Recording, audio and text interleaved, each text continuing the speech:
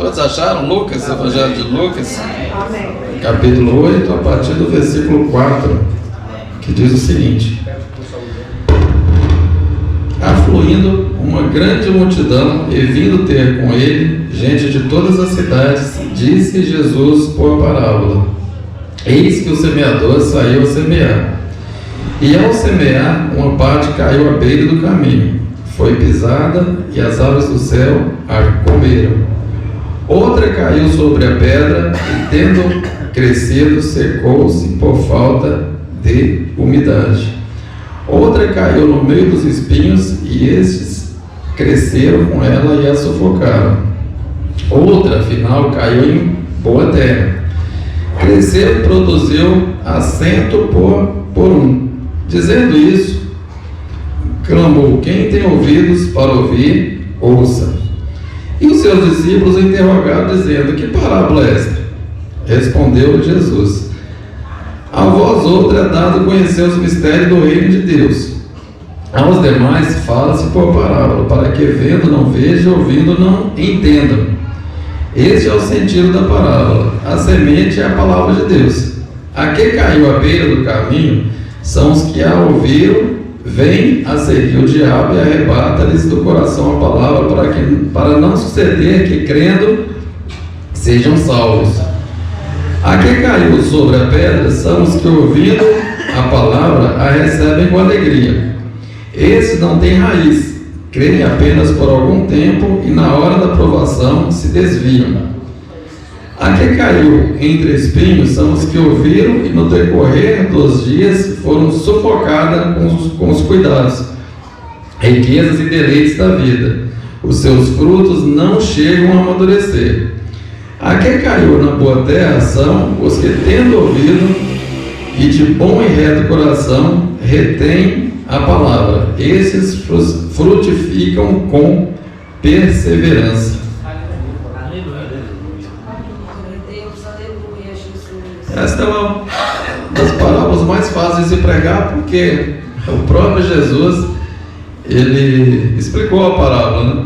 Ele falou de cada elemento da parábola, o que significava, e ele próprio deu o significado, fez a aplicação do que está acontecendo.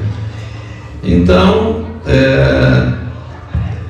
não tem muito o que dizer, né? Eu vou apenas reforçar o que Jesus falou nessa parábola e acredito que, fazendo isso, possa ser um alerta para cada um de nós, né? Porque todos nós somos semeadores, todo cristão falso ou verdadeiro é semeador, e todos nós somos solos. O nosso coração é o solo, né? Como foi explicado aqui nessa parábola. Eu me converti, minha irmã foi a primeira a se converter na minha casa em 91. Ela, as minhas irmãs menores, né, que eram criança, e a minha mãe. 2 anos depois, em 93, meu irmão se converteu, o mais velho, e passado uma semana, eu e os demais se converteram. E minha mãe, 9 filhos, servindo a Deus.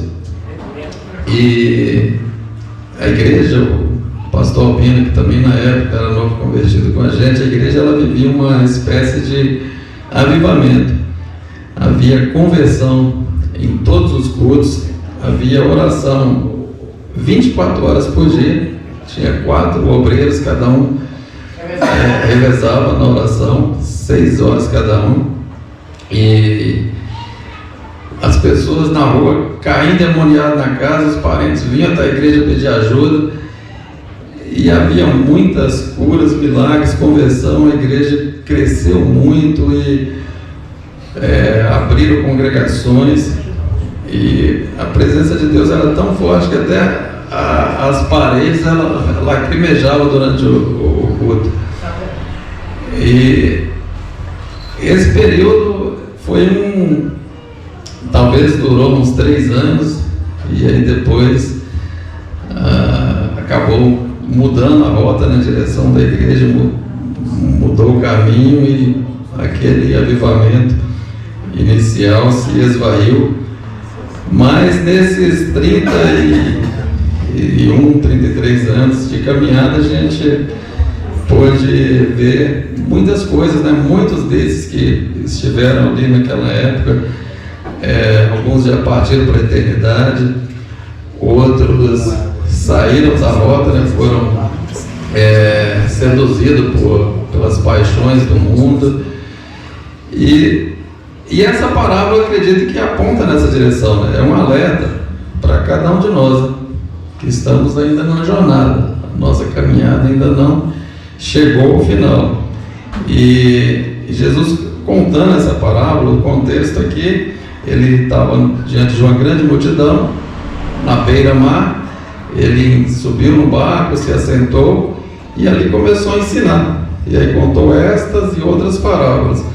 Os discípulos não entenderam inicialmente e perguntaram, aí ele explicou as quatro tipos de solo, a semente, que é a palavra de Deus, e aí fez a aplicação. Então, todos nós somos solo, né? Nosso coração é solo, pode ser um dos 4 tipos de solo aqui. E que nessa noite a gente possa ouvir, como foi falado aqui, quem tem ouvido ouça, mas não é esse ouvido espiritual, que ela possa entrar pelo ouvido e fazer morada no nosso coração, que a palavra de Deus possa encontrar solo fértil nessa noite e crescer e dar fruto. Então, aqui primeiro fala da semente na beira do caminho, que é a pessoa que ouviu, vem depois do diabo e tira-lhe do coração a palavra, para que não se salve crendo, né? Não dê fruto. Então, na beira do caminho, essa linguagem é uma linguagem agrária, né? De colheita. Muitos de nós aqui, acredito que a maioria, aqui na cidade a gente não entende bem, mas quem estava ouvindo ali estava familiarizado com aquilo, que é uma linguagem das pessoas que viviam daquilo. Era uma economia bem movimentada, viviam daquilo, plantando, cuidando de ovelhas. E o semeador, ele vivia com a sacola do lado, né, e ia passando e jogando. E a que caía na beira do caminho, como passava muita gente ali, eu pisava, né? Inclusive Mateus, porque essa parábola ela está nos 3 evangelhos, no sinóptico, né? Então cada um dá um detalhes a mais. Mateus fala que os homens passavam e pisavam nessa semente, então não tinha como dar fruto, né? Morria, crescia um pouco, daqui a pouco o sol escaldante vinha, queimava e não dava fruto. Porque a pisada, o dia que o Lucas fala que o diabo vem e arrebata essa palavra, né, que é a semente do coração da pessoa. A segunda tipo de solo, já no versículo 13, se você ainda está com a sua Bíblia aberta, que caiu sobre as pedras, são os que, ouvindo a palavra, recebem com alegria. Esse não tem raiz, cresce apenas por algum tempo e na hora da provação se desviam. Lucas aqui fala de provação. A semente cai no meio das pedras, outro fala de solo rochoso, fala que veio a provação. Marco fala que veio a perseguição, e Mateus fala que veio a angústia e a perseguição por causa da palavra de Deus. E aí a pessoa que recebeu aquela palavra foi igual fogo de palha, ele ouviu, mas depois ele veio a perseguição, a prova, ele acabou desistindo. E o caminho que conduz ao céu, ele é pavimentado de lutas, de provas, de dificuldades, como foi falado no decorrer do culto, né? Através do louvor, através da ministração, e representa esse tipo de solo, que é de pedras, né? A semente bate ali e não consegue entrar, é um solo impermeável. A palavra não penetra no coração dessa pessoa, é superficial. E quando vem a dificuldade, a luta, porque o caminho que conduz ao céu, ele é estreito, ele é com dificuldades. Existe um custo. E quando a pessoa vê que precisa de ter renúncia, que esse caminho ele custa a sua renúncia, logo a pessoa se escandaliza quando vem as dificuldades, as provas, e abandona a fé, porque não tem profundidade, não houve uma entrega completa. E a palavra não deu fruto no seu coração. Aí ele fica decepcionado e acaba abandonando, porque ele vive de emoção. Ele creu num Cristo das facilidades, como a irmã falou, né? Quem prega um Cristo sem cruz, não tem uma cruz, não precisa ter dificuldade. Tem uma igreja que tem até o slogan, né? Pare de sofrer. E isso não é evangelho. Evangelho, Jesus falou, né? É carregado de lutas e dificuldades. Ele está conosco. E esse Cristo das facilidades é uma mensagem sedutora. Só que ela não é bíblica. Porque vem a perseguição. O sol e a chuva vêm sobre todos. E quem ama Jesus será perseguido. Quem serve a Jesus e entrega a sua vida para Cristo será perseguido. E esses daqui que não têm raiz, logo vem a angústia, ele vê que não dá e acaba se desviando. Porque talvez ouviu um falso evangelho, um caminho sem renúncia, abraçou um Cristo sem a cruz. E essa não é a mensagem bíblica, porque seremos perseguidos. Então, evangelho sem cruz, sem renúncia, sem lutas, é uma promessa antibíblica.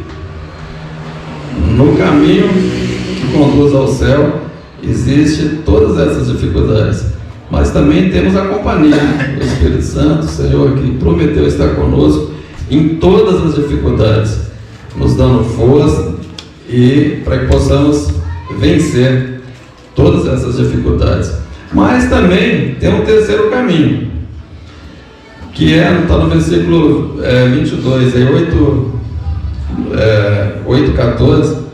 As que caíram entre espinhos são os que ouviram e com o passar dos dias são sufocados com os cuidados, riquezas, deleites da vida, e seus frutos não chegam a amadurecer. Lucas aqui fala das pessoas que foram seduzidas pelas riquezas, pelos deleites. Marco já fala das ambições da vida, e Mateus também fala da sedução das riquezas que, concorrendo com a fé, acaba não gerando fruto e a pessoa acaba se desviando. Enquanto aqui caiu entre pedras, fala de provas, perseguições. Aqui caiu entre espinhos, fala de tentação. Aqui é o contrário das tribulações, das dificuldades. Aqui já veio a bonança, veio o dinheiro, as coisas já estão indo bem.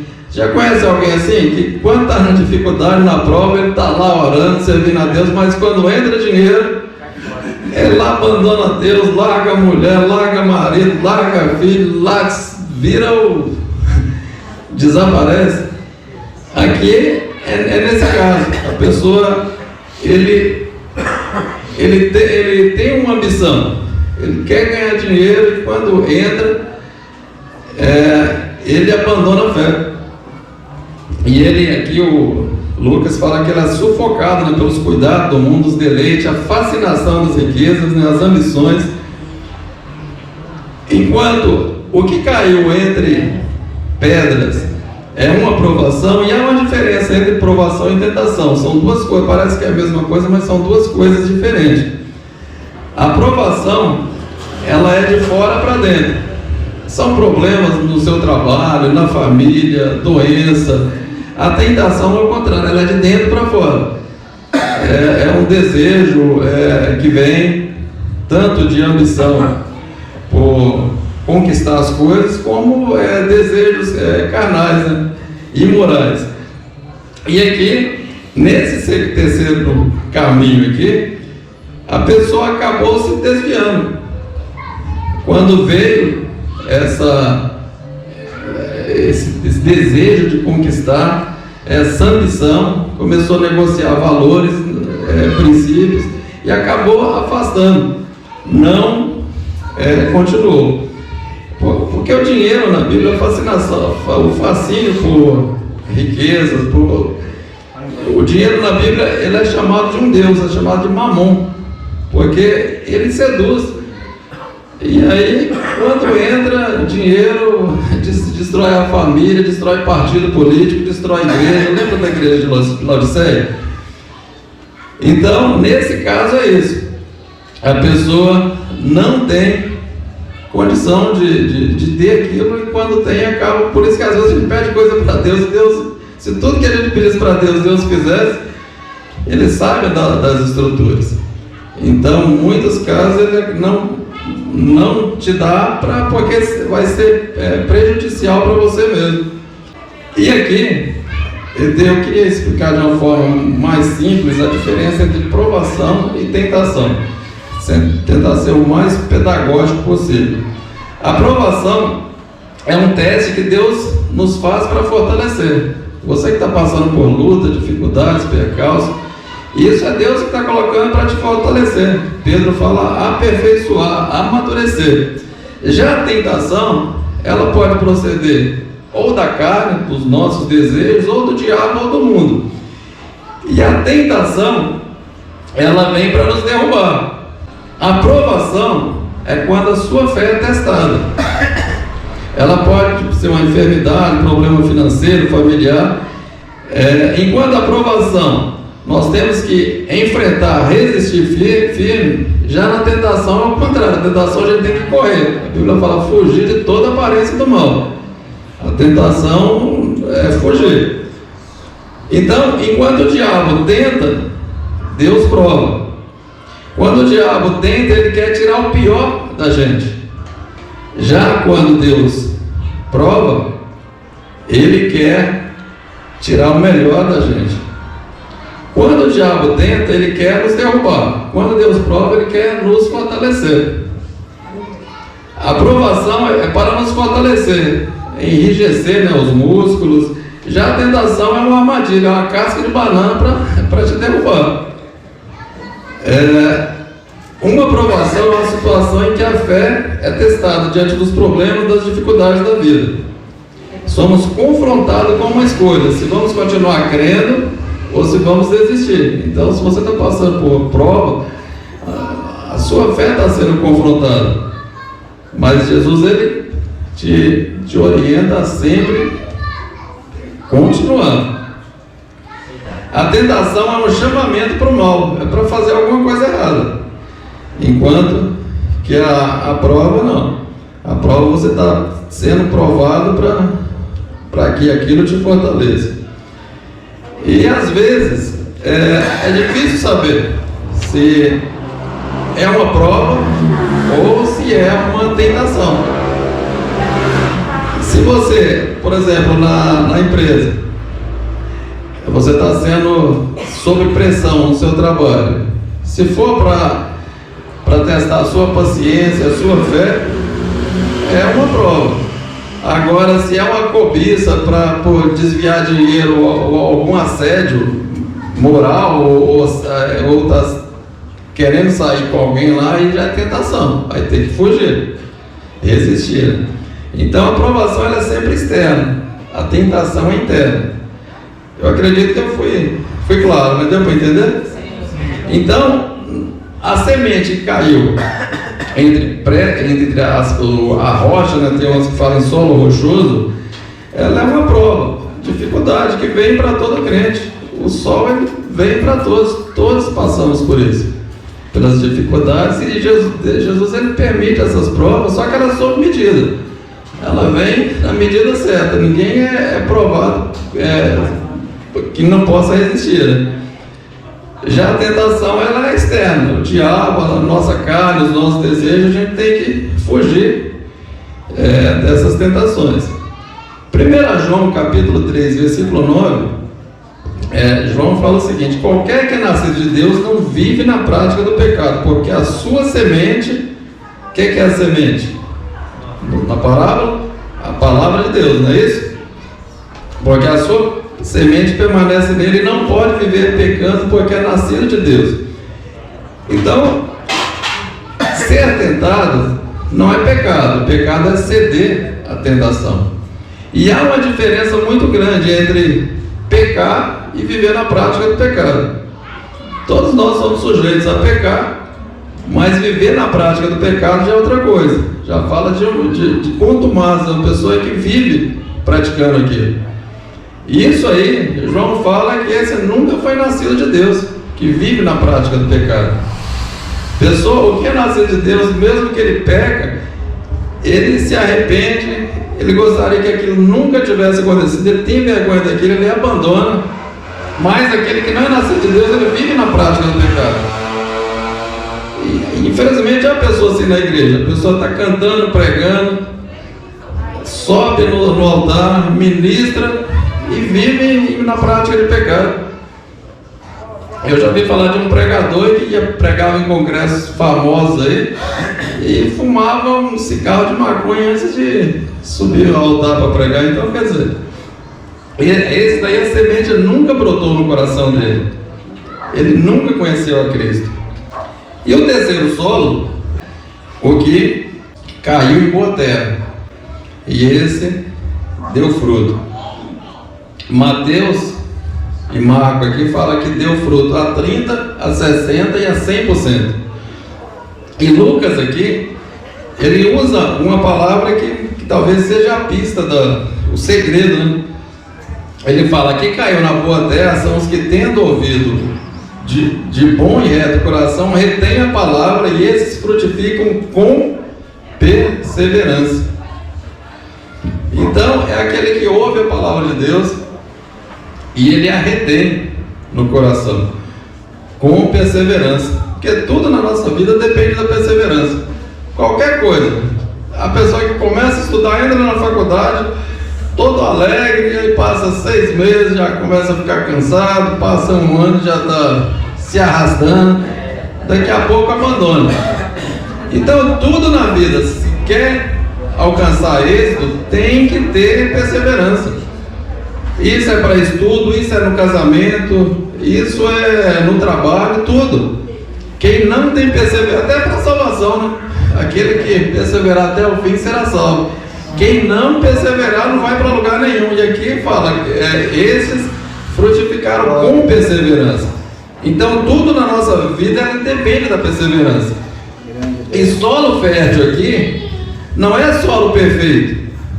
Foi um solo que foi cuidado no decorrer do tempo. Ele foi adubado, foi regado. Então o nosso coração é assim, precisa ser regado com a palavra, com a oração, com a leitura da palavra de Deus, ser regado com a comunhão, estar na igreja com os irmãos, no evangelismo, e regando para dar fruto. Então, de uma maneira simples, dar fruto é uma mudança de vida, uma vida centrada em Cristo, onde nós morremos para nós mesmos e vivemos para Deus.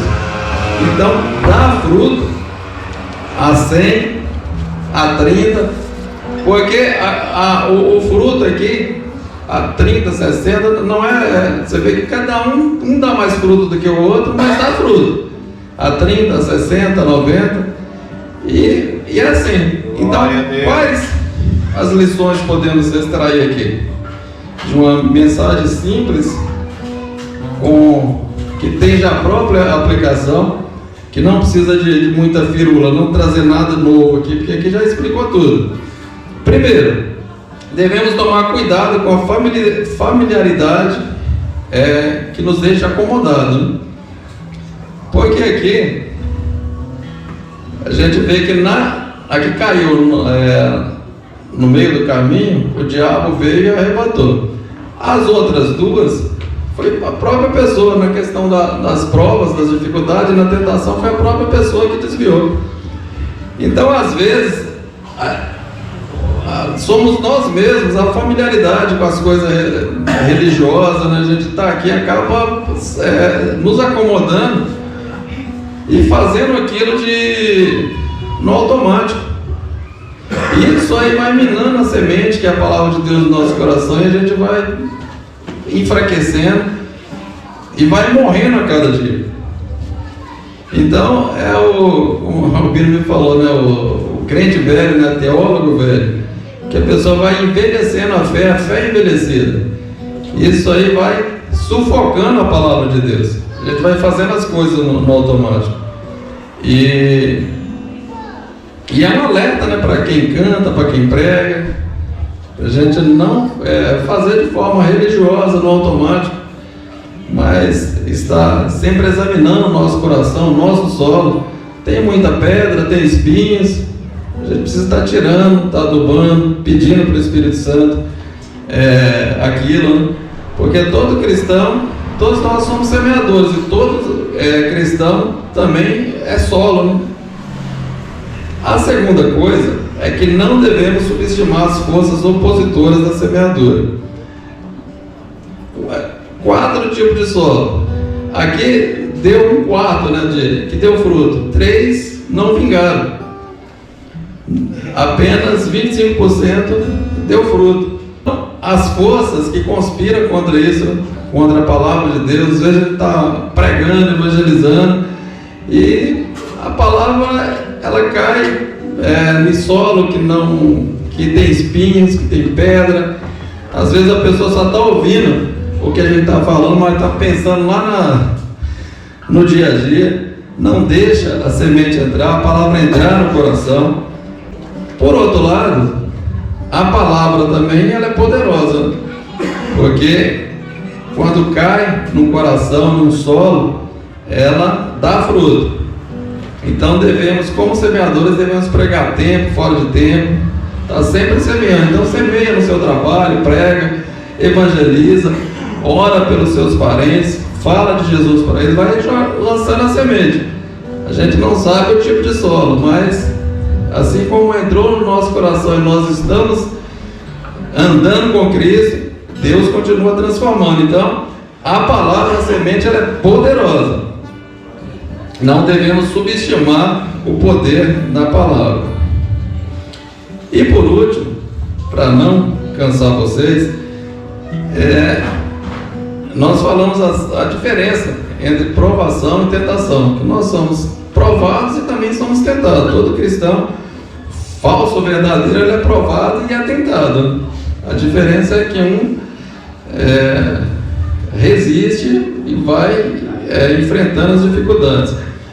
Mas o grande problema da provação, da tribulação, da angústia, é quando a gente está passando por dificuldade, a gente ora, a gente busca a Deus, e a gente tem a sensação de que Deus está distante. A gente fala, meu Deus, mas será que Deus está indiferente do que está acontecendo? Eu estou orando, eu estou buscando, e será que Deus está vendo isso? E a gente vai buscando, e as dificuldades não param, continuam, e a gente busca a Deus, e naquela angústia, né? Diante daquelas dificuldades, daqueles problemas, mas Deus, Ele está ouvindo, Ele está vendo, Ele conhece a sua lágrima, o seu coração. Às vezes no quarto ali, você sozinho, só você e Deus orando e derramando a lágrima, Ele tem visto, Ele tem contemplado tudo aquilo. Me faz lembrar de uma ilustração que eu ouvi há muitos anos, de um homem que ele tinha uma propriedade, um sítio, né? E ali ele pensou, vou ter a cerca já estava toda ruim. Ele falou, vou contratar alguém e vou pintar essa cerca aqui, que está muito feio. E aí o filho dele, um menino de 12 anos, falou, pai, você vai pagar alguém para pintar? Eu estou precisando de um dinheirinho, você vai pagar, paga para mim, eu pinto isso aqui. E aí o pai dele falou, tá bom. Aí comprou a tinta, comprou as lixas, comprou as coisas ali, e aí falou, pode começar então. E aí ele começou o primeiro dia, O menino nunca tinha trabalhado, a mão fininha, né? Começou já a ferir a mão. E aí no segundo dia que as feridas da mão aumentaram, no terceiro dia piorando a mão da criança, as feridas. E aí o pai ficou naquele dilema, falou: se eu falar para ele parar, vai desanimar o menino, né, que está querendo trabalhar. Se eu deixar continuar, vai infeccionar, na mão dele já está feia, já está com essas feridas. E aí o que eu faço? E aí a criança, quando estava cansada, à noite, dormia, aquele sono profundo, o pai dele ia lá, passava remédio na sua mão, fazia atadura e colocando remédio. E aí no dia seguinte a mão dele estava melhor, ele continuava, e à noite o pai dele repetia aquele processo. E é assim que Deus faz com a gente. A gente está com muita dificuldade, lutas, problemas, e a gente ora, a gente não vê a Deus, mas na madrugada Ele nos visita, não na madrugada cronológica da noite, mas na madrugada da vida Deus nos visita. Ele coloca o bálsamo na nossa alma, vai curando as nossas feridas, a gente vai cicatrizando, Ele vai colocando força, e a gente vai andando, enfrentando as lutas, dificuldades. Quando vê, já terminou a obra, a cerca já está bonita, e é assim que Deus faz. Você não tem visto Deus, você está orando, você não está sentindo que cadê? Mas Ele tem colocado força no seu coração, na sua alma, tem fortalecido, tem cicatrizado as feridas, e a luta, ela tem, como eu disse no início, ela tem tempo de validade, já está acabando, e assim você vai sair e glorificar ao nome do Senhor. Glória a Deus. Amém? Glória a Deus. Vamos aplaudir o Senhor. Glória a Deus.